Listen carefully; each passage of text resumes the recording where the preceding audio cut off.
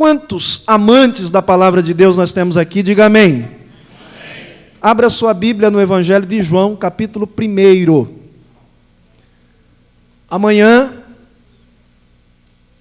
eu trarei um estudo e possivelmente eu vou disponibilizar um material para que você acompanhe, para que nós possamos estudar e entender alguns aspectos bíblicos que Deus certamente quer falar conosco. Evangelho de João, capítulo 1, texto em que estarei lendo para meditarmos na palavra de Deus. Mas, pastor, o Evangelho de João, capítulo 1, texto tão conhecido, o que a gente aprende aqui? Vamos ver. Todos encontraram? Diga amém. Diz assim: no princípio era e o verbo estava com, e o verbo era. Ele estava no princípio com Deus, e todas as coisas foram feitas por meio dele. Sem ele, nada do que foi feito se fez. Nele estava a vida, e a vida era a luz dos homens. A luz resplandece nas trevas, e as trevas não prevaleceram sobre ela. Quantos podem dizer amém? Amados, eu quero tomar esse texto para falar a respeito do Deus que opera através da sua palavra. Repita comigo: Deus que opera através da sua palavra. Informe aí para uma pessoa do seu lado, diga aí: meu irmão, Deus ainda opera através da sua palavra. Fale para alguém aí, pelo menos para umas 2 pessoas.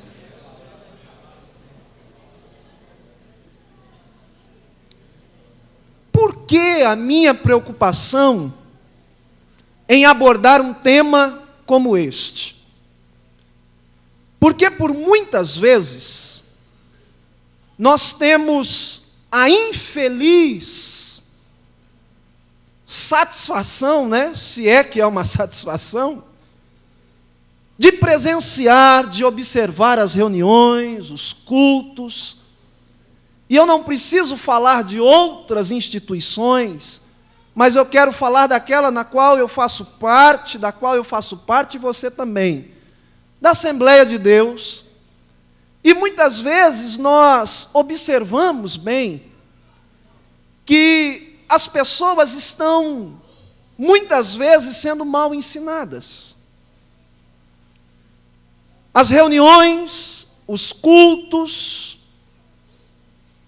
as festividades, os congressos, o que parece é que são momentos em que a igreja se reúne, gasta dinheiro, investe em cartazes, panfletos, faixas, outdoors, pregadores de nome, cantores.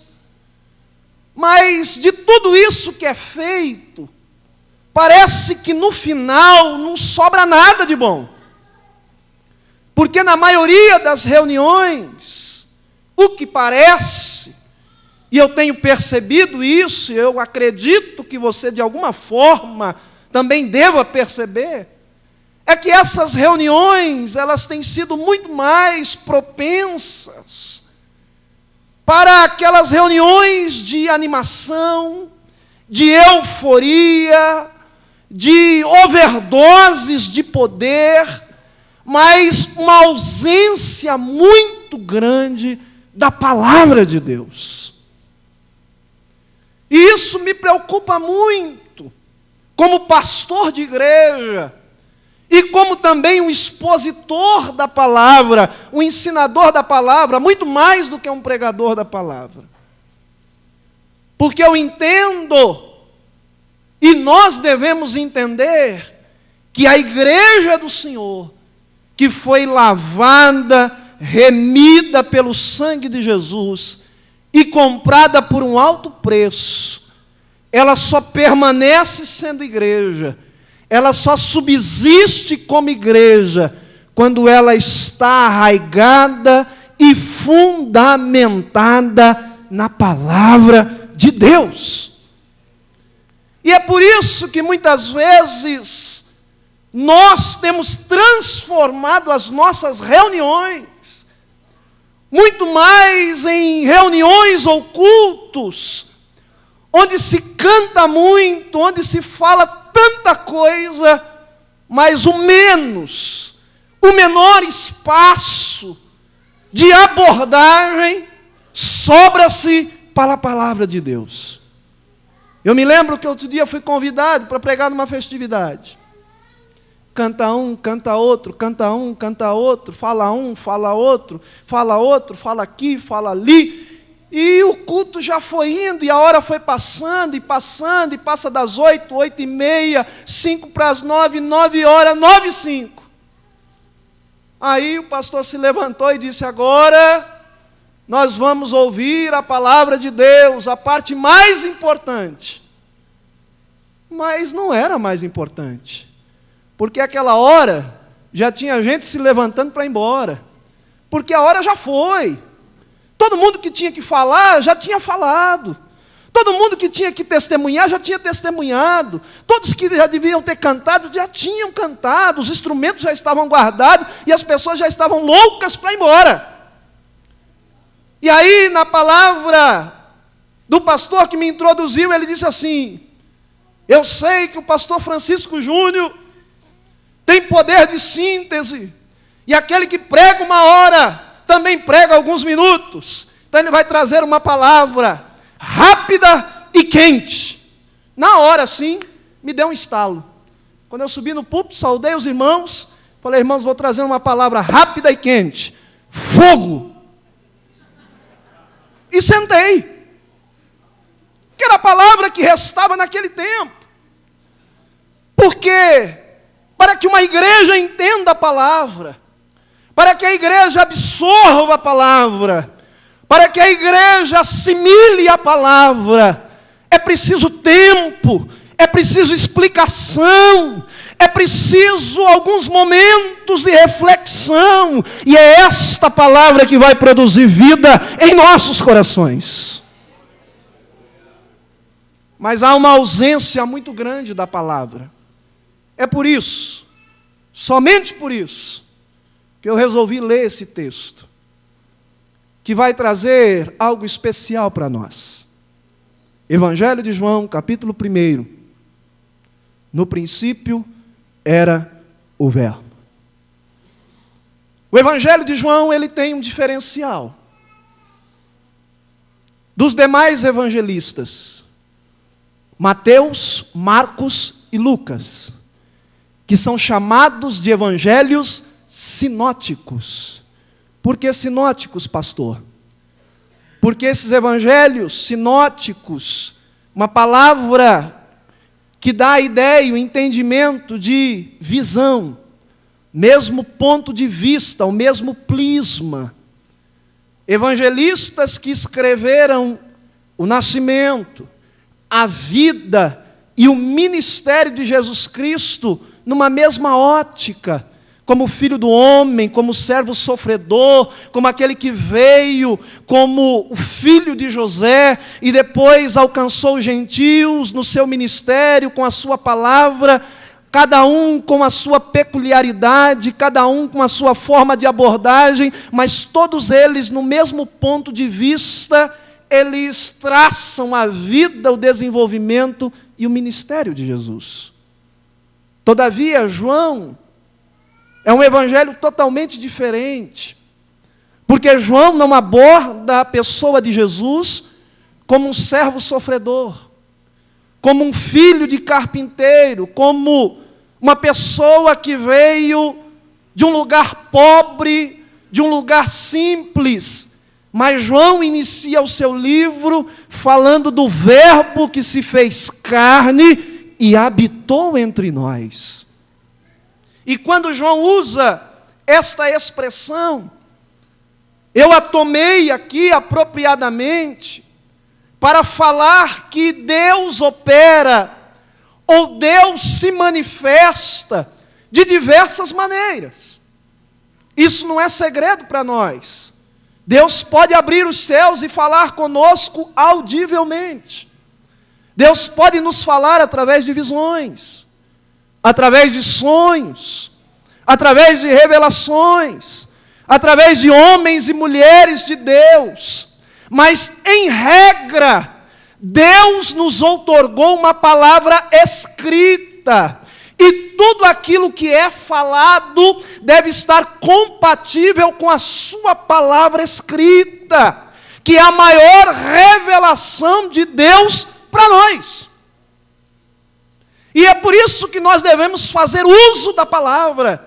É por isso que precisamos conhecer a palavra. É por isso que precisamos não só ler a palavra, mas meditar na palavra, conhecer a palavra, se alimentar da palavra e viver pela palavra. E aí que está o grande problema. Que nós temos colocado a palavra de Deus de lado e temos abraçado tantas outras coisas.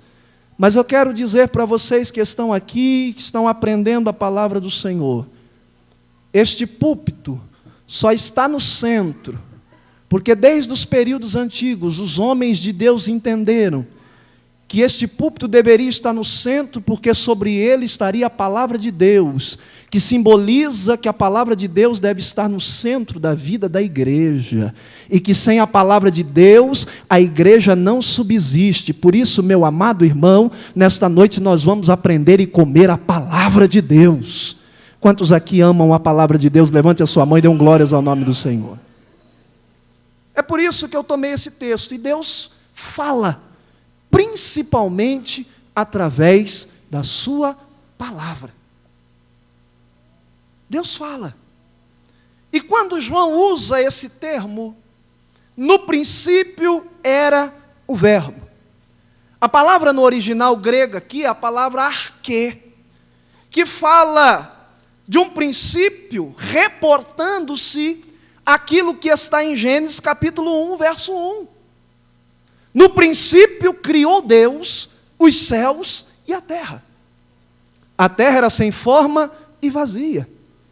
E o Espírito do Senhor pairava sobre a face do abismo. E depois de uma palavra de ordenança, haja luz, houve luz. E todas as coisas foram criadas pelo poder da palavra de Deus, que não era outra coisa que João está mencionando aqui. Quando ele usa essa expressão no princípio, ele fala do princípio original da criação. Como eu disse, aquilo que está em Gênesis 1. Um Deus que já está no princípio, que não é qualquer Deus. Ele usa a expressão aqui, claramente, algo que era familiar para os judeus. Os judeus, ao ouvir esta palavra, eles entendiam claramente esta palavra princípio. E no hebraico, se a gente for vasculhar, dar uma olhada, tem uma expressão chamada Bereshit, que é a expressão no princípio, que significa princípio como eternidade passada. A eternidade passada. E então assim ele esclarece uma verdade. No princípio era Deus. Ele está dizendo aqui, olha, esta referência está falando de uma criação, de um momento histórico, onde este verbo que agora eu vos apresento, João está dizendo, ele já estava na eternidade passada. Mas João não está falando só em questão de tempo e lugar. Ele está dizendo mais do que isso. Ele está dizendo, olha, este verbo que era Deus, que estava com Deus e que todas as coisas foram feitas por Ele, João está dizendo, esse verbo não só estava no princípio de todas as coisas, ele não só estava na eternidade passada, mas João está dizendo que a eternidade só existe porque ele é antes da própria eternidade. João está dizendo, este verbo faz com que todas as coisas venham a existir. Então a eternidade só existe por causa dele. Porque até a eternidade tem um momento no passado eterno para existir. Mas ele existe e subsiste antes de todas as coisas. É por isso que ele diz aqui: todas as coisas foram feitas por ele, e nada do que foi feito se fez sem ele. Olha que coisa linda que João aqui vai dizer. Ele vai dizer que esse Logos, esta palavra de Deus, é a essência desse ser divino que existe antes de todas as coisas. Quando Aristóteles, um dos grandes filósofos da história, tentou escrever e argumentar sobre o Logos, sobre a palavra, ele escreveu algumas coisas e ele começou a pesquisar aquilo que chamamos das causas de todas as coisas. E Aristóteles, na sua pesquisa, descobriu que todas as coisas tinham uma causa. Se a madeira, esse púlpito está aqui, é porque alguma coisa deu forma e fez com que ela existisse. Se um pedaço de ferro existe, é porque outra coisa anterior existia primeiro do que esse pedaço de ferro. E ele foi buscando as causas de todas as coisas no passado. Até que ele chegou no Logos. E ele entendeu que todas as coisas eram causadas por outra. Mas quando ele chega no Logos, na palavra eterna, ele percebe que ela é autossubsistente, que ela é atemporal, que ela não está no tempo. Então ele deu um nome chamado de motor imóvel, dizendo que todas as coisas são movidas por ele, mas ele não é movido por ninguém. Este Logos, esta palavra, é o nosso Deus, a qual nós servimos. Quantos creem nesta palavra, dêem glórias ao nome do Senhor.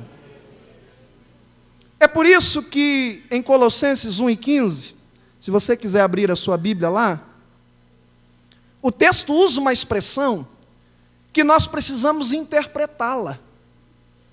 Porque quando não interpretamos, criamos uma grande heresia. Colossenses capítulo 1, no verso 15, diz que ele, Jesus, ou a palavra, ou Logos, é a imagem do Deus invisível, o primogênito de toda a criação. Ora, pastor, se ele é o primogênito de toda a criação, o texto está dizendo que ele é o primeiro ser criado. É aí que está a grande heresia. Quando nós não interpretamos corretamente, nós achamos que Jesus foi o primeiro ser a ser criado. E não que ele é criador de todas as coisas. Aí seria um contrassenso, seria um paradoxo com aquilo que João está dizendo. Mas se você olhar na continuidade do texto, o próprio texto, no seu contexto, vai explicá-lo, dizendo que ele não é o primeiro de toda a criação. O que Paulo está querendo dizer é que toda a criação converge-se para ele, que toda a criação só existe por causa dele, e que todas as coisas só funcionam porque ele é sustentador de todas elas. É o que ele vai dizer. E aí, se você olhar na Bíblia, você vai ver claramente, quando ele diz, no versículo 16, pois nele foram criadas todas as coisas que há nos céus e na terra, visíveis e invisíveis, sejam tronos, sejam dominações, sejam principados, sejam potestades. Tudo foi criado por ele e para ele. Versículo 17. Ele é antes de todas as coisas, e todas as coisas subsistem por ele. O texto vai dizer que ele é o cabeça, que ele é o criador de todas as coisas. Mas pastor, o que isso significa para mim? Por que o senhor está lendo esse texto? Por que interpretar esse texto? Porque ele faz toda a diferença. Porque o importante aqui não é tanto saber que o Verbo se encarnou, que ele se fez carne e habitou entre nós, que ele veio para esta terra, porque tudo isso está no passado. Que ele foi à cruz, que ele morreu.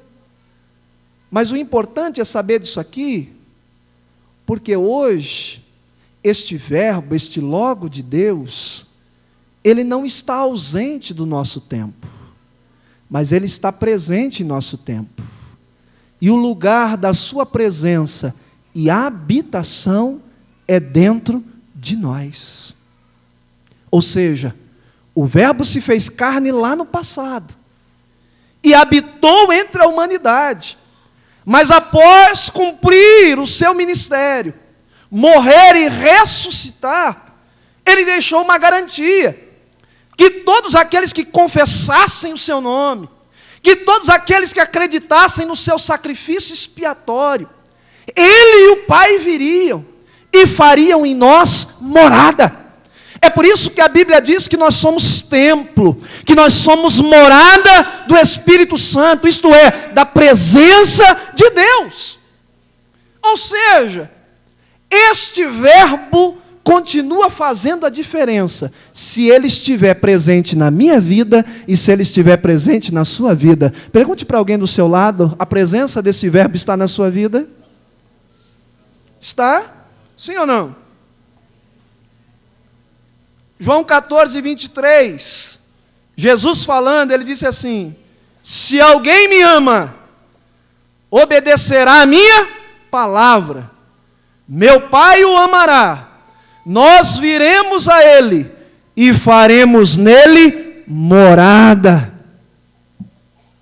habitação constante. Tem algumas pessoas que muitas vezes, por não ler a Bíblia direito, acaba interpretando algumas coisas erradas. E é importante conhecer a Bíblia e a palavra de Deus, porque ela nos revela coisas profundas. Quantos aqui lembram da passagem de Zaqueu? Todo mundo, né? São todos crentes. Lembra quando Zaqueu ouviu falar de Jesus, e de repente ele sobe num sicômoro, ou numa figueira braba, para ver quem era Jesus, quando de repente a multidão que estava com ele ali, lhe apertando, querendo falar, querendo ser atendido, Jesus para debaixo ali daquela figueira e diz: Zaqueu, desce depressa, porque hoje me convém pousar em tua casa. A palavra casa ali é a palavra habitação.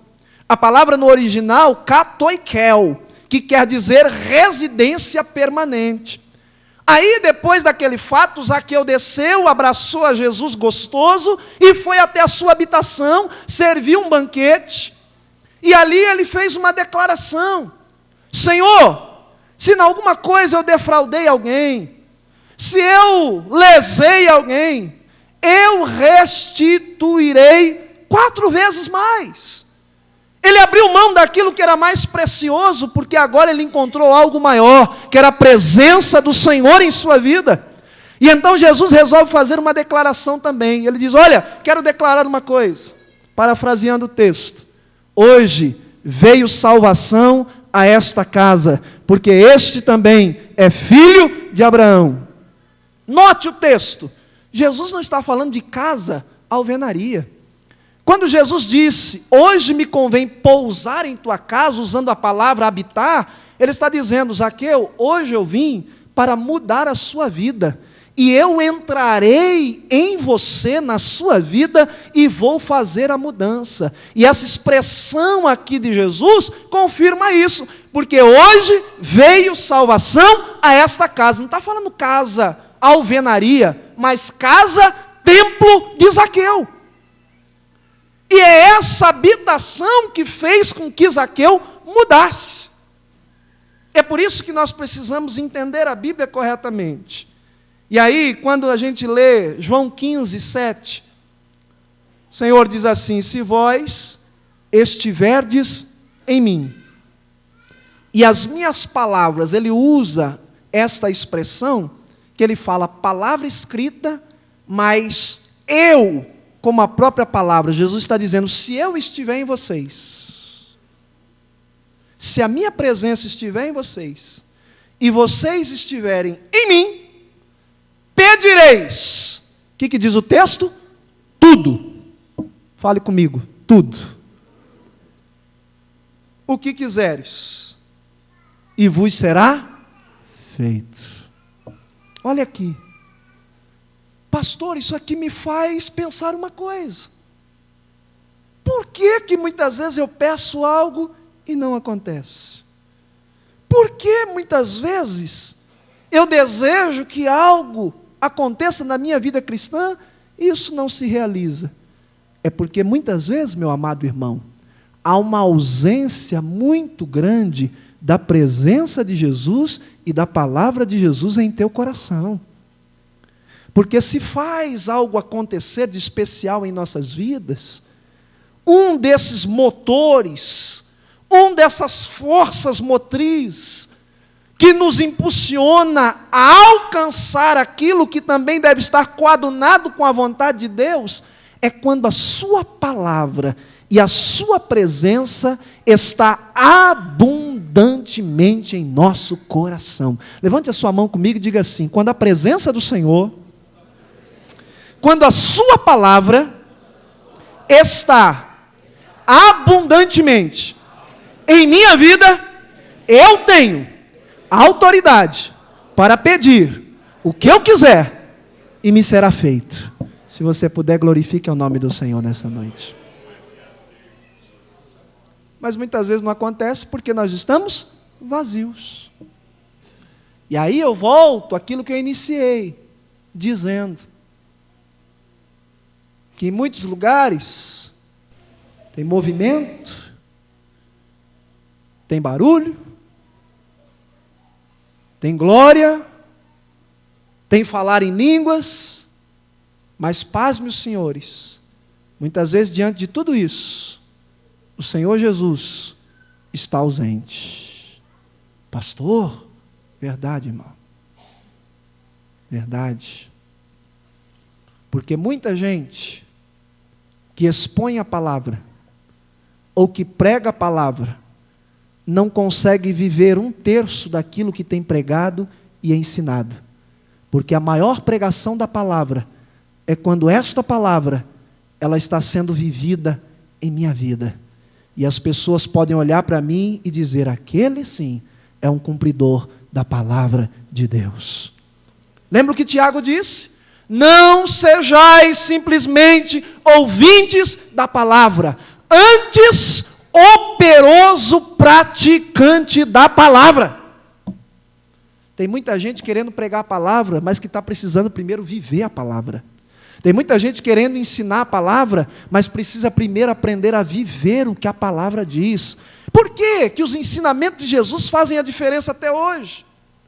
Porque Jesus foi 100% daquilo que ele ensinou. Que é maior testemunho do que esse? É por isso que a palavra dele faz diferença.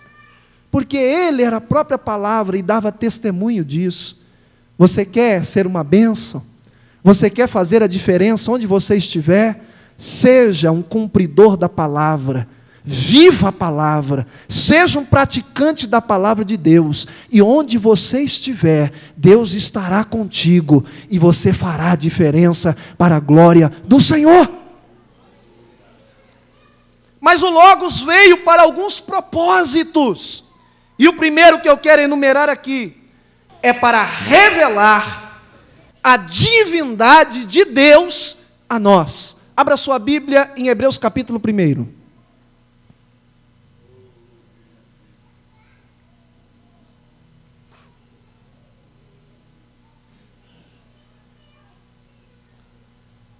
Quem encontrou, pode ler, por favor.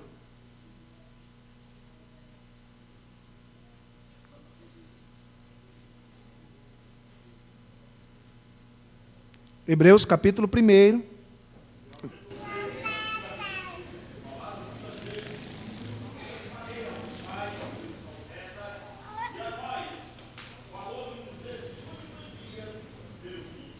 Muito bem.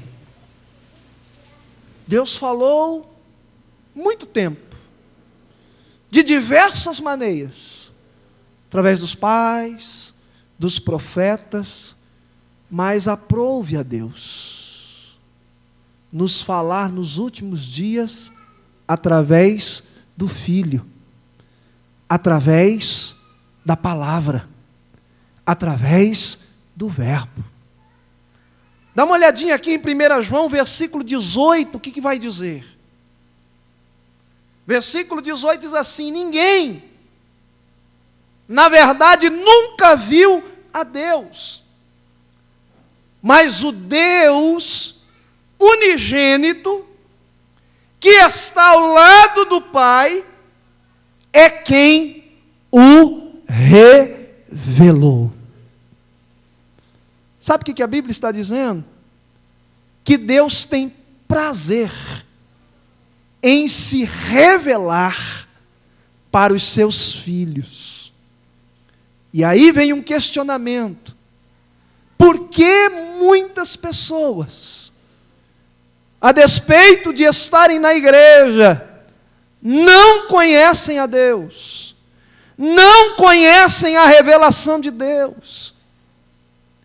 Poucos dias antes de eu sair da Central do Brasil, uma mocinha, irmã, que se converteu há algum tempo, disse assim: pastor, eu ouço muito o senhor pregar, ensinar, e o senhor fala muitas vezes de uma forma que ouviu Deus falar, que Deus falou isso para o senhor. Como que eu faço para ouvir Deus falar comigo? Para sentir Deus falar comigo? Eu olhei para ela e falei: minha filha, a vida cristã, ela não acontece do dia para a noite. A vida cristã é um processo contínuo, diariamente. E um filho só consegue ter comunhão com o seu pai na medida que ele se aproxima cada dia e nutre um relacionamento saudável. E quando ele chega diante do seu pai para dizer algo, a sua resposta já vem. Porque muitas vezes, quando nós falamos que Deus falou alguma coisa, parece algo extraordinário, mas não é assim que Deus quer ser visto. Porque Deus deseja falar com seus filhos em todo tempo, em todo momento, de todas as formas, porque Ele tem prazer nisso. Quando Deus lá no Antigo Testamento ia realizar alguma coisa, Ele mesmo dizia: eu, Deus, porventura, ocultaria alguma coisa ao meu servo Abraão? Ao meu amigo Abraão? Não. Deus está dizendo: eu tenho prazer em falar com os meus filhos. A Bíblia diz que Moisés falava face a face com Deus, fala de intimidade. Aí você olha na Bíblia, todo dia Moisés falando com Deus. Aí a gente pensa que isso é algo extraordinário dos últimos tempos. Não. Sabe por que a gente pensa assim? Porque nós estamos longe demais de Deus. Porque quando estamos perto do Senhor, nós ouvimos a sua voz todos os dias. E então eu falei para ela, minha filha, à medida que você cresce em Deus, que você busca a presença de Deus, você vai ouvir a voz de Deus mais constantemente. Mas é uma questão de relacionamento. Eu escrevi num desses do meu livro, falando sobre comunhão, e eu uso essa expressão. Quando eu era pequeno, eu era muito peralta e muito hiperativo. E também inteligente, né? Quando eu queria alguma coisa, eu já ficava rodeando meu pai, ia perto dele, ele acordava de manhã, eu ia no colo dele, deitava ali, fazia um carinho nele e tal. Aí ficava o dia ali, né? Dando aquela adoçada nele, porque eu queria alguma coisa. Aí quando eu me aproximava bem dele assim, ele olhava para mim e falava assim: o que você quer, Júnior? Antes de eu falar alguma coisa, eu assim ficava, falava: eu quero isso. Antes de eu terminar de falar, ele enfiava a mão no bolso para me dar o dinheiro para eu comprar, ou ia providenciar. Por quê? Porque eu tinha comunhão com Ele. Eu nunca ia na minha mãe, porque minha mãe sempre tinha que pedir para ela não tinha. Então eu ia direto na fonte, diga comigo, na fonte. Porque hoje, na sociedade, muitas pessoas estão buscando subterfúgio, estão indo na mãe de vez e direto no pai, porque não tem comunhão com o pai, precisa de terceiro. Mas Paulo, ao escrever, ele diz claramente que nós devemos entrar com ousadia no trono da graça, porque nós temos livre acesso. Ora, se nós temos livre acesso de falar direto com Deus, para que pedir para terceiro, irmão? Não precisa. Mas muitas vezes nós não falamos com aquele que tem, com aquele que pode, porque nós não temos o livre acesso à sua presença. Mas à medida que nós temos comunhão, nós podemos chegar diante da presença do Senhor e sermos atendidos por Ele. Quantos creem assim? Glorifiquem o nome do Senhor.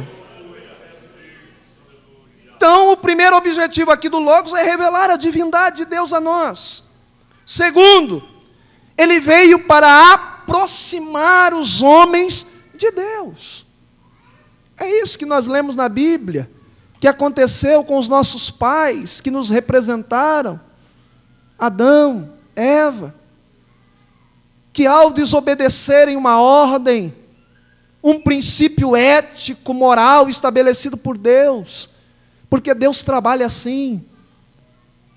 Tinha delegado ao homem e à mulher que eles administrassem tudo que estava ali, que eles aproveitassem de tudo que estava ali, mas Deus estabeleceu um princípio ético, dizendo, olha, desta árvore que está no meio do jardim, que traz o conhecimento da verdade, essa vocês não devem comer, porque Deus sabe muito bem que Ele não pode dar tudo para o homem precisa respeitar alguma coisa e ter limites éticos, morais e comportamentais.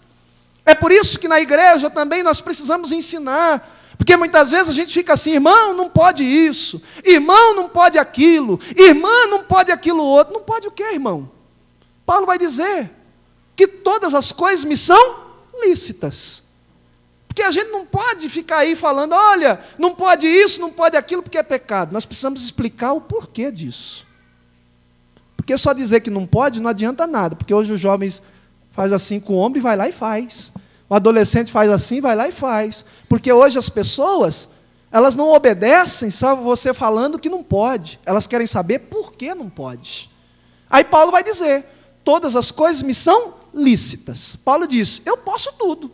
Posso fazer o que não presta, posso prostituir, posso roubar, posso matar. Mas Paulo vai dizer, mas eu escolhi em não fazer o que não presta.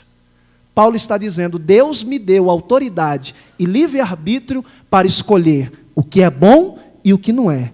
Aí ele diz, todas as coisas me são lícitas, mas nem tudo me convém. Paulo está dizendo, se eu quiser me arrebentar na vida, eu posso.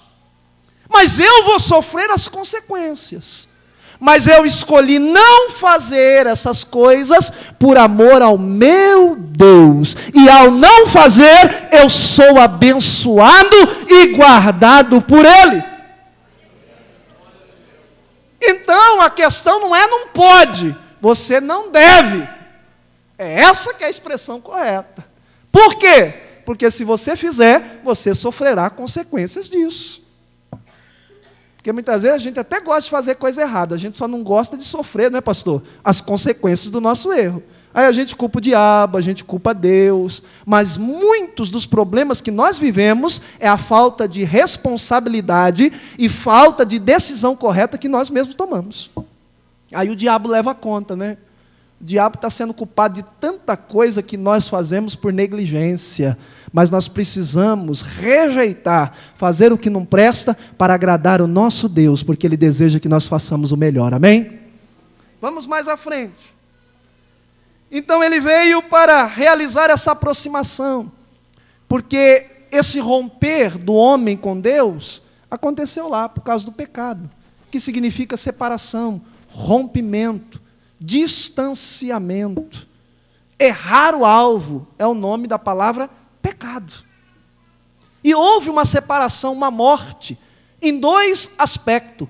Morte física, porque ficou determinado que este homem morreria, e como morre, como nós temos visto até hoje, mas também a sua morte espiritual. E através da obra de Cristo, Deus aprouve reaproximar este homem que estava distante de Deus. É por isso que Romanos 6 vai dizer claramente que após todos nós estarmos encerrados debaixo do pecado, vai estabelecer lá a lei desta condenação. Versículo de número 23, vai dizer que o salário do pecado é a morte. Uma condenação. Princípio da lei. Romper um princípio, paga por ela. No direito, eu estudo muito isso. Durante esses 5 anos, 4 anos e meio, tenho estudado muito isso. A lei não perdoa ninguém. A lei, ela não alisa ninguém. Até porque a lei, ela tem um cunho sancionatório. Errou? Pagou. Matou? Vai preso. Roubou? Também. Tem lá os artigos no Código Penal que sancionam para estabelecer limites. E a lei era da mesma forma. Ela não tinha poder para dar vida, mas poder para condenar. E ela diz que o salário do pecado é a morte. Pronto. Mas aí vem Jesus com o objetivo de aproximar o homem de Deus e diz: eu trouxe um novo princípio, mas o dom gratuito de Deus é a vida eterna em Cristo Jesus. Trouxe um novo aspecto para nos aproximar de Deus. É por isso que o próprio Evangelho de João vai dizer aqui claramente que ele veio para o que era seu. E os seus não o receberam, mas todos quanto o receberam, deu-lhes o poder ou direito de serem feitos ou chamados filhos de Deus. Não mais segundo a carne, mas segundo o Espírito. E aqui está a grande sacada do texto. Para quem Jesus veio? E é outro texto que a gente deturpa também. Ele veio para os judeus. Graças a Deus que os judeus rejeitaram. E olha, se eles não rejeitassem, nós estaríamos enrolados, desculpa a expressão. Porque aí nós não íamos ser salvos. É uma interpretação equivocada, irmão, errada. Porque o texto não está dizendo que ele veio para os seus, ele veio para o seu. O que é dele? Se você ler o Salmo 24, você vai ver. Do Senhor é o céu e a terra, a sua plenitude e tudo que nela há. O texto está dizendo aqui, em outras palavras, ele veio para todos, vírgula. Mas o povo escolhido, os seus, os judeus, que era o canal de bênção para todas as nações, não o recebeu. Olha aí como o texto vai concordar com a primeira fase, que ele veio para todos. Mas todos quem? Todos. Quantos o receberam, deu-lhes o direito ou poder de serem feitos ou chamados filhos de Deus. Ou seja, ele veio para aproximar todos de Deus. Está lá em Timóteo claramente, que o Senhor ele não veio para condenar ninguém, mas o desejo dele, o propósito dele, é que todos os homens sejam salvos. Mas infelizmente, não são todos que querem. Mas todos quanto querem, ou recebem, ou confessa, como Romanos 10 e 9, se com a tua boca confessares a Jesus Cristo, em seu coração creres, serás salvo. Todos quanto receberam, deu-lhes o direito, ele está dizendo, de ser religado, de ser aproximado, de ser tornado novamente filho de Deus. Quantos filhos de Deus nós temos aqui nesta noite? Aproximação. Ele vai dizer aqui no Evangelho de João, um terceiro propósito, do versículo 16, da sua plenitude todos nós recebemos. Ele veio também para manifestar a sua graça e a verdade.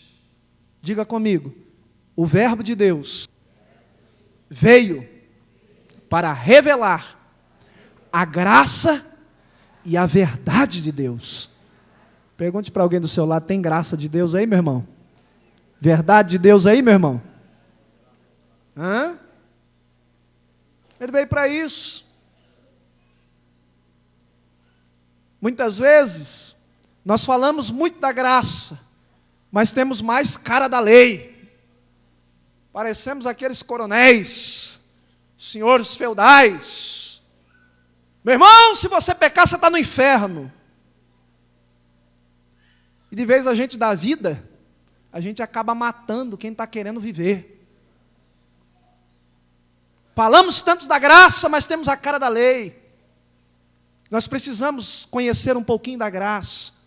É claro que Deus julgará mesmo, trará o juízo no final, mas agora não é tempo da gente ficar falando de juízo toda hora, toda hora, toda hora. Não, nós precisamos revelar a presença do Senhor, mas através da sua graça, porque a sua graça ela é abundante, a sua graça ela é sanadora, a sua graça ela alcança o que está caído, o que está perdido, e é através da graça que nós fazemos com que as pessoas reconheçam que Jesus é o Deus de toda graça. Porque nós não estamos aqui, meus amados, para punir e condenar ninguém, nem proferir juízo sobre ninguém. Não. Se Jesus não veio para condenar, quiçá nós. Muitas vezes alguém está cambaleando, de vez a gente estender as mãos para ajudar, a gente diz, está assim porque está em pecado. Parece os amigos de Jó. Ô irmão, toma cuidado, hein? Deus vai puxar o seu tapete, hein? Como se Deus fosse tapeceiro. Deus não quer puxar tapete de ninguém, irmão. Se Deus quer fazer uma coisa, é salvar o perdido, levantar o caído, libertar o oprimido. Se Deus quer fazer alguma coisa, é restaurar aquele que está todo desconcertado. E a Bíblia diz que enquanto alguém desejar melhorar, ser transformado, nós precisamos estender as mãos. Lembra lá do texto que o Senhor Jesus diz? Se teu irmão pecar contra ti, vai até ele, dá uns conselhos para ele. Se ele se arrepender, ganhastes o teu irmão. Se ele não se arrepender, você chama mais um, vai lá, conversa com ele. Se ele se arrepender, ganhaste o teu irmão. Se ele não se arrepender, você volta, comunica a igreja, põe a igreja em oração, vai lá novamente, conversa com ele. Vai falar de insistência enquanto alguém quer. Porque enquanto alguém quiser se levantar, ela pode cair 1, 3, 4, 10, 20, 50, 60, mas tem uma hora que o Senhor vai a colocar em pé, e ela fará parte da igreja do Senhor, que um dia estará na eternidade conosco. Não podemos perder, temos que insistir. Só quando alguém não quer, aí o texto vai dizer, lance-o até a própria sorte. Deixe ele, se ele não quer, que ele seja lançado na mão de Satanás, mas não é que nós o lançamos, mas é que a pessoa se lança por si só. Ela não quer, aí não adianta. Mas enquanto alguém quiser, nós temos que estender as mãos e dizer, a graça do Senhor te alcança e te levanta para a glória do nome do Senhor. Precisamos estender as mãos. E quantas vezes, irmãos, sejamos sinceros, estou dizendo especificamente daqui, estou dizendo da igreja evangélica, nós mais matamos do que damos vida às pessoas. Por às vezes preciosismo nosso, às vezes por coisas pequenas. Às vezes eu paro para ouvir algumas pessoas, e algumas pessoas que abandonaram Jesus por coisas tão tristes que nós ficamos decepcionados, que foram feridas, e a Bíblia diz que para reconquistar uma pessoa ferida é mais difícil do que ganhar um miserável pecador. E muitas vezes nós temos uma grande parcela nisso. mas o Senhor Jesus, ele veio revelar a graça de Deus. Paulo, quando escreve no capítulo 8, ele diz: agora nenhuma condenação há para aqueles que estão em Cristo Jesus. Olha aqui a mensagem de Paulo, a mensagem que ele diz: olha, vocês que chegaram até Cristo e têm esse desejo de estar nele, não tem mais condenação sobre vocês, mas agora vocês estão livres. Por mais que o diabo lhe acuse, por mais que as pessoas lhe acusem, nenhuma condenação há para aqueles que estão em Cristo Jesus. É a graça de Deus, é a misericórdia de Deus que a Bíblia diz que é a causa de não sermos consumidos. O salmista, quando escreve, ele vai dizer que a misericórdia de Deus permanece para sempre, a sua fidelidade de geração em geração. Deus é um Deus misericordioso. Levante a sua mão nesta noite. Se você tem sentido sobre as suas costas, sobre a tua cabeça algum peso de condenação, receba esta palavra: nenhuma condenação há para aqueles que estão em Cristo Jesus. Você foi liberto pelo Senhor, você foi sarado pelo Senhor, você foi transformado pelo Senhor, e agora, por mais que você tenha fracassado, o Senhor é aquele que te coloca de pé, que te levanta, que te restaura. Deus está presente nesse local, derramando a sua graça e revelando a sua verdade. Eu louvo a Deus, porque o nosso Deus é um Deus de verdade, um Deus que forja o caráter dele nos seus filhos, para que os seus filhos andem na verdade, vivam na verdade, falem a verdade e tenham dentro de si o poder e a graça desta verdade. Desculpe, irmãos, mas tem muito crente por aí que é crente já chamado de crente maracutaia, crente de duas palavras, crente que diz uma coisa e não honra daqui a pouco, crente que faz negócios escusos. Irmãos, nós não fomos chamados para viver na mentira, não. Nós fomos chamados para viver e andar na verdade. E se tem alguém que deseja isso, esse alguém é o nosso Senhor Jesus, esse verbo, essa palavra da verdade. Outro dia, eu vi um fato, e aquilo me deixou indignado. Eu fico indignado às vezes com algumas coisas. Não fique triste comigo não, mas isso não me faz ficar menos crente. Pelo contrário, me faz cada dia olhar mais para Jesus e aprender mais dele, para que eu me torne mais crente e venha me livrar de algumas ciladas que a vida prepara para nós. Mas outro dia, um camarada da nossa igreja, estava dirigindo sem carta, sem licenciamento, sem seguro obrigatório, sem IPVA e transportando gente. Aí outro dia o comando parou, prendeu a van, apreendeu o documento, lavrou multa e foi todo mundo para a delegacia. Aí vem lá o desespero, lá na igreja sede. Lá é a mãe, né? Lá que tem que resolver. Parece família, né? Na hora de fazer a besteira, ninguém consulta ninguém. Mas quando dá o problema, aí a gente sai procurando quem pode resolver, né? E aí foi lá para resolver, para pagar. Aí mexe para cá, mexe para lá, não tem dinheiro, tal. Não, vamos dar um jeitinho.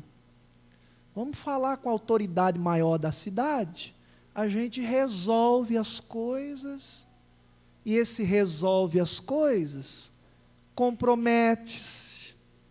Aí o ímpio olha para nós e fala lá, olha lá o pastor crente, vem aqui pedir favores escusos, porque isso, na lei, é ilicitude, é ilegalidade. Aí o camarada que administra o município fez um documento, mandou lá para a delegacia, o delegado faz favores, liberou tudo e ficou por isso mesmo. eu fiquei envergonhado. Porque isso pode acontecer? Pode. Mas é essa hora que nós temos que assumir. Errei, não devia, está errado, vou pagar o prejuízo, porque é o mínimo que eu posso fazer como crente, e não dar testemunho para esses ímpios que estão aí, esperando uma brecha para falar da nossa fé e do nosso Deus. Nós precisamos honrar muito mais o nome de Jesus Cristo. Quantos creem assim? Glorifiquem o nome do Senhor. E são coisas que acontecem no dia a dia. Outro dia eu estava levando minha esposa na estrada do Campos do Jordão, que ela ia fazer um estágio, em Tremembé, aqui, no pronto-socorro, eu vim por lá, e um caminhão abençoado, não andava, ela já estava atrasada, e eu não gosto de chegar atrasado em compromisso nenhum.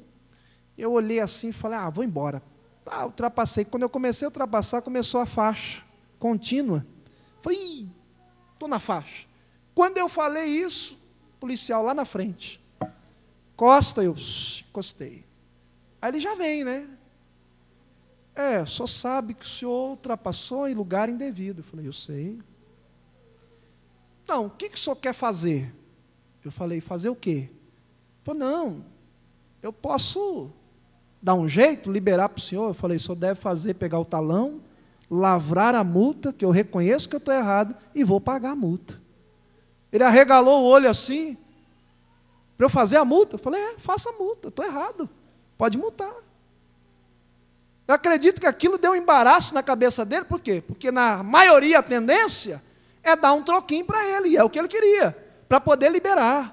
Mas não, irmão, se a gente está errado, a gente assume o erro, mas a gente não nega aquilo que Jesus estabeleceu para nós. Devemos viver na verdade, falar a verdade e pautar com uma verdade, porque na hora que nós pregarmos a sua palavra, terá credibilidade diante das pessoas, porque nós sabemos que essa palavra está em nós, flui de nós.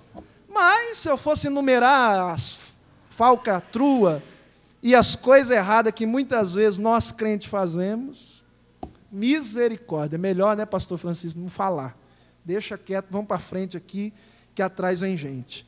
Mas falando um pouquinho sobre a verdade, Jesus afirmou que ele não só veio revelar a verdade, que ele é a própria verdade. É o que está em João 14:6, todo mundo sabe o que está escrito lá, né? Quando Jesus estava falando, em João 14, não se turbe o vosso coração, crede em Deus, crede também em mim, porque na casa do meu pai há muitas moradas, se não fosse assim eu vou-lhe teria dito, né? Pois vou preparar-vos lugar. Aí de repente Tomé olha assim e falou, Senhor, nós não sabemos para onde vais, porque Jesus diz lá, porque onde eu estiver também estejais vós. Ele falou, Senhor, nós não sabemos para onde vais, como nós estaremos contigo? Aí Jesus disse assim, eu sou o caminho, a verdade e a vida, e ninguém vem ao Pai, senão por mim. Ele assume, ele usa um artigo definido, eu sou o caminho, ele não diz sou um caminho. Aí no mundo as pessoas dizem, né, todos os caminhos levam a Deus. Aí eu digo uma outra frase, para quem não sabe para onde vai, qualquer caminho serve, mas para quem sabe para onde vai, somente Jesus é o caminho, a verdade e a vida. E quando ele usa aqui os artigos definidos, ele diz, eu sou o caminho, não existe outro. Eu sou a verdade e a vida. E se ele é a verdade e ele está em nós, as nossas atitudes, os nossos atos devem ser pautados na verdade. Alô? Quero falar com o irmão fulano, diga que eu não estou. Misericórdia, esse irmão treva, misericórdia, quer não. Irmão, é melhor atender e ouvir até o que você não quer ouvir, do que mentir. Porque nós somos tabernáculo, receptáculo da verdade. E tudo que partir de nós tem que ser em prol da verdade. por menor que seja. Ah não, mas é uma mentirinha pequena. Mentira na Bíblia é tudo mentira. Umas causam maiores danos, outras causam menores. Mas é tudo mentira. E a Bíblia só diz uma coisa: quem é o pai da mentira é o diabo. E quem mente é filho dele. Quem vive reiteradamente na prática é que está na Bíblia, não sou eu que estou dizendo. Então, custe o que custar, nós precisamos falar e dizer a verdade. Ainda que a verdade muitas vezes doa. Para a igreja. Muitas vezes, quando a gente assume uma igreja, e a gente sabe que tem umas famílias tradicionais, a gente fala assim, a gente tem que pregar com cuidado, só dizer aquilo que agrada, para não incomodar. Ora, nós fomos chamados para falar aquilo que as pessoas querem ouvir, lhe agrada, ou nós fomos chamados para pregar e falar a verdade, doa quem doer?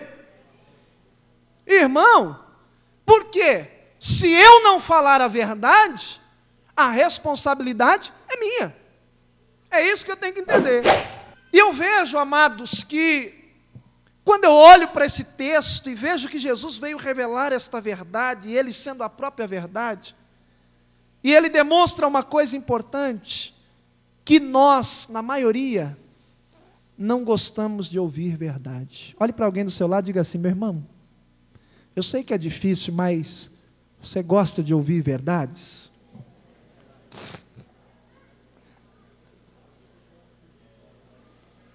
Ah, pastor, isso é ruim, só misericórdia de Deus. Jesus, certa feita, capítulo 8 de João, estava caminhando, anunciando o Evangelho, versículo 48, ele começa a dizer, eu sou o pão vindo do céu, eu sou o pão da vida. Vossos pais comeram maná no deserto e morreram. Mas aqui está o pão da vida que desce do céu.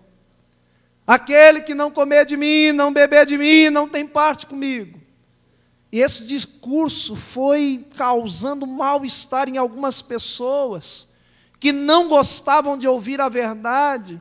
De repente, um pegou sua mochilinha e foi embora, outro pegou a sua, foi saindo de fininho. E muitas vezes a gente tem medo de falar a verdade na igreja, porque os crentes vão embora, e a gente sai correndo atrás, irmão, não fique magoado comigo, eu preguei a palavra. Não, pastor, você falou para mim, eu sei que foi para mim. Não, irmão, eu preguei a palavra para a igreja, a gente fica cheio de dodói, vai atrás, visita, corre atrás, puxa. Eu acho interessante, Jesus não fazia nada disso. Jesus pregava a verdade, quisesse ouvir ou não. Sabe por quê? Porque a função nossa não é ficar arrastando crente para a igreja, correndo atrás deles, não. A função nossa é ensinar a verdade. Se ele quiser viver por ela, amém. Se ele não quiser, ele se responsabiliza por ela. O negócio é falar a verdade. E aí as pessoas foram saindo. Jesus não se incomodou com isso não. Ele olhou para os discípulos e disse assim, e vós? Quereis também ir? Aí Pedro, sempre Pedro, né? Pedro podia ser bruto, podia ser rude, mas Pedro, quando abria a boca, falava umas coisas fantásticas. Ele olha para Jesus e diz assim, Senhor, para quem iremos nós? Em outras palavras, ele estava dizendo, Senhor, eu sei que essas palavras são difíceis, porque Jesus estava dizendo que para fazer parte do reino de Deus, tinha que ter um pacto com Ele, tinha que ser fiel, tinha que viver na verdade, tinha que renunciar a muita coisa.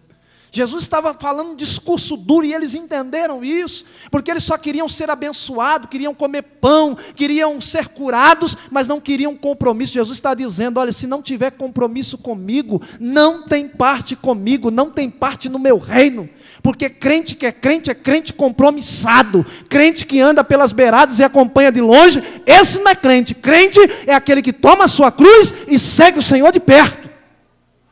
Quando Jesus disse isso, aquele que não tomar a sua cruz e seguir-me, não é digno de mim. Se não tomar a cruz dia após dia, Jesus está dizendo, olha, eu já tomei a minha, e eu estou caminhando. Se você não tomar a sua e vir atrás de mim, você vai ficar para trás.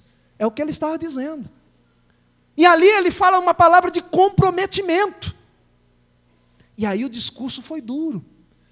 Aí Pedro diz: Senhor, para quem iremos nós? Se só tu tens palavras de vida eterna. Sabe o que isso quer dizer? Que a verdade pode doer, a verdade ela pode machucar, a verdade de início ela vem amarga, mas é através desta verdade que nós alcançamos a vida eterna em Cristo Jesus. É através desta verdade que nós permanecemos em pé. É através desta verdade que nós somos formados e forjados à imagem e semelhança de Cristo.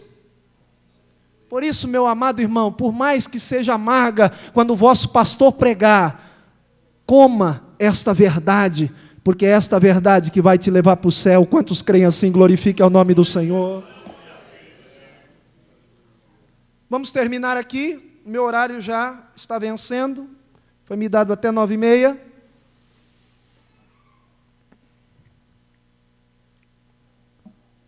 Esse texto que eu citei, desculpe, não é 8, João 6, 48 até 60. 2 Timóteo 4:3, só para a gente terminar e ver por que as pessoas não gostam e não querem ouvir a verdade.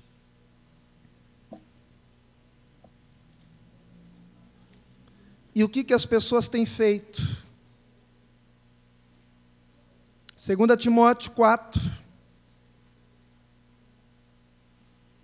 a partir do verso de número 3. Depois de Paulo falar a Timóteo para ele pregar a palavra em tempo, fora de tempo, admoestar, repreender, exortar. Ô pastor, pregar a palavra é exortar? É repreender? Mas tem gente que só prega bênção, bênção, bênção, bênção, bênção, não corrige ninguém, não repreende ninguém, né? Não inquire ninguém. Pois é por isso que o povo está solto por aí, fazendo tudo que é coisa que não presta. Porque quando nós somos exortados e repreendidos pela palavra, nós também somos transformados pelo Deus da palavra. Olha aí o que está acontecendo nos últimos dias. Porque virá tempo em que não suportarão a sã doutrina, mas tendo coceira nos ouvidos, cercar-se-ão de mestre, segundo as suas próprias cobiças ou concupiscências, e se recusarão a dar ouvidos à verdade, voltando-se mais às fábulas. Porque tem muita gente hoje que prefere ouvir historinha, ouvir aquelas coisas que massageiam a nossa alma, o nosso ego, do que ouvir a verdade. Sem contar com aqueles que se rodeiam, se cercam de pessoas que falam aquilo que elas querem ouvir. De mestre segundo as suas próprias cobiças, ou seja, só vai ficar perto de mim quem fala aquilo que eu quero. Só é obreiro comigo se falar aquilo que eu quero.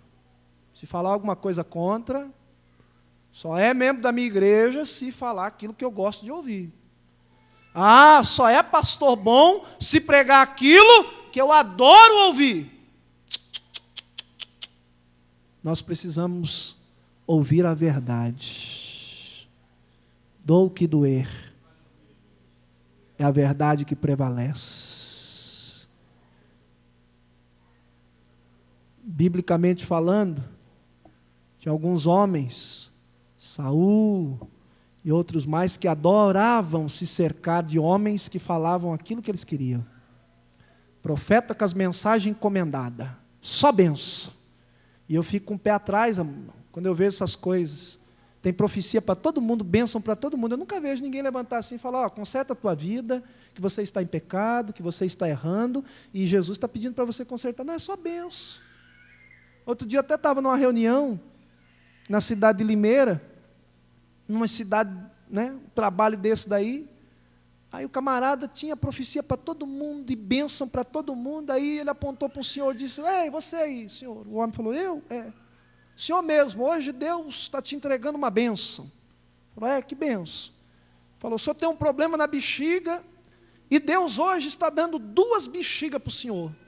Eu acho que ele se confundiu com rim, que são 2. Bexiga é uma só. Aí na hora eu já pensei, é uma para ele usar e a outra para ficar de reserva. Quer dizer, uma coisa fora de nexo, irmão. E aí essas coisas vão acontecendo e a gente acha que é bom. Irmão, o melhor alimento que tem é o alimento da palavra de Deus. Quando a gente pega a palavra, quando nós pregamos a palavra, não precisa remendar. Você não precisa ficar ajeitando aquilo que Deus disse, não. Deus fala e pronto. E os seus filhos conhecem a sua voz. Coloque-se em pé, por gentileza. Repita comigo: Deus opera e fala através da sua palavra. Fale para alguém do seu lado: meu irmão, valorize a palavra de Deus.